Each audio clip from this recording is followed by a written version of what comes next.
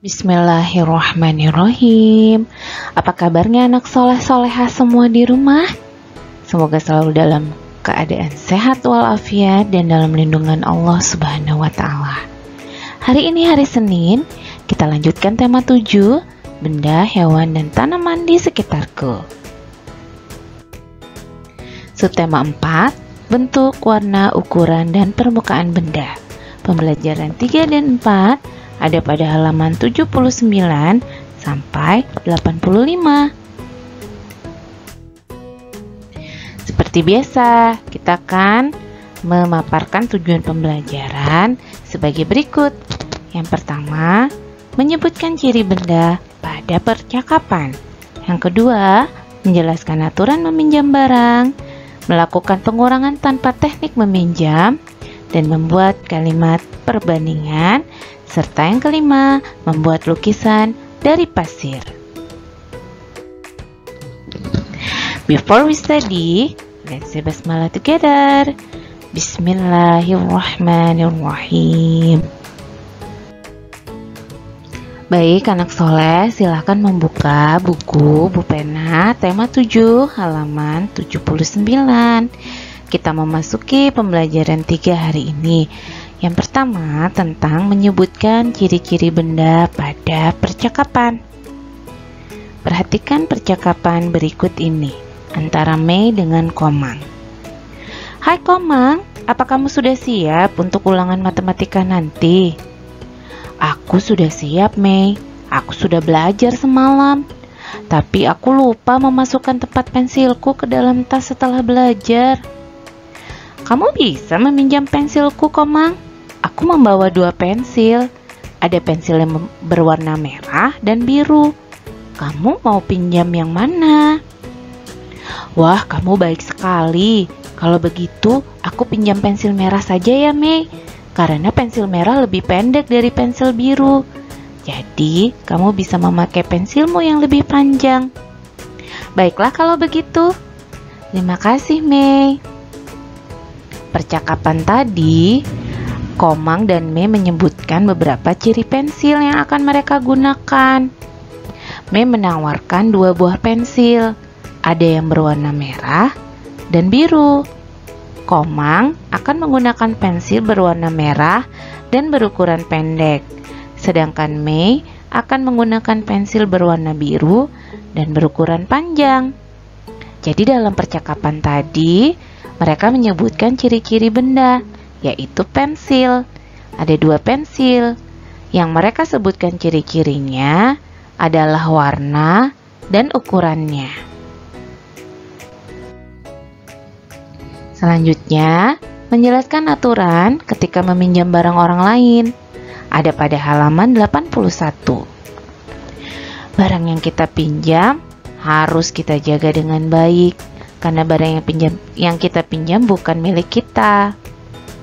Hal tersebut merupakan salah satu aturan ketika meminjam barang orang lain.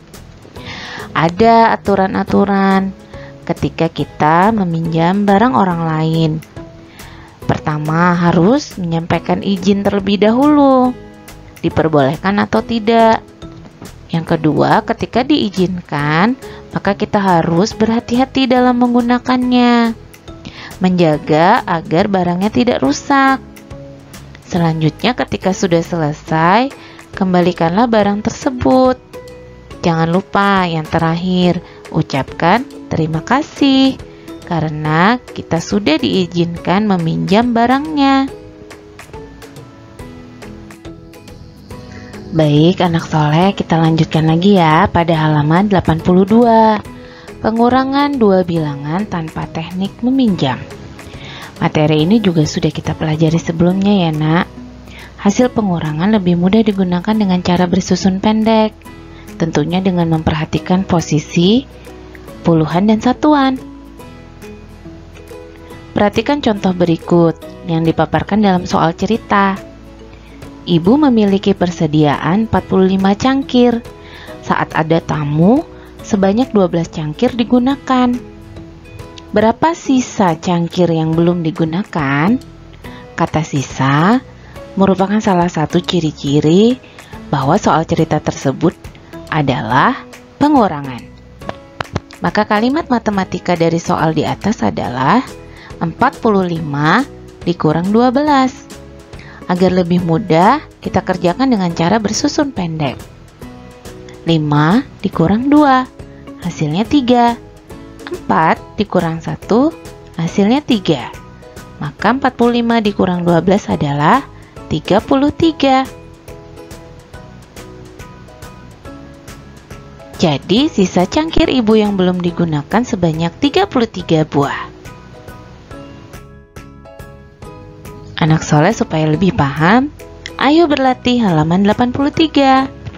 Masih menggunakan teknik tanpa meminjam. Kerjakan dengan teliti ya, nak. Selanjutnya halaman 83 membuat kalimat perbandingan. Kita memasuki pembelajaran 4. Mei meraba permukaan ubin lantai di teras rumah. Permukaan ubin halus. Lalu Mei meraba batu yang ia temukan di pekarangan. Permukaan batu berbeda dengan ubin. Permukaan batu kasar. Kalimat perbandingan yang tepat antara ubin dan batu adalah permukaan ubin halus, sedangkan batu kasar. Pada setiap benda, mereka memiliki permukaan yang bisa kita raba menggunakan telapak tangan kita. Ada benda yang permukaannya halus, ada juga benda yang permukaannya kasar. Contoh benda yang memiliki permukaan halus antara lain gelas, bola pantai, cermin, dan sendok. Coba anak soleh temukan benda-benda yang memiliki permukaan halus di sekitarmu. Gunakanlah telapak tangan untuk memastikan apakah permukaannya halus. Kemudian, contoh benda yang memiliki permukaan kasar antara lain bola basket, keset, ban, dan batu.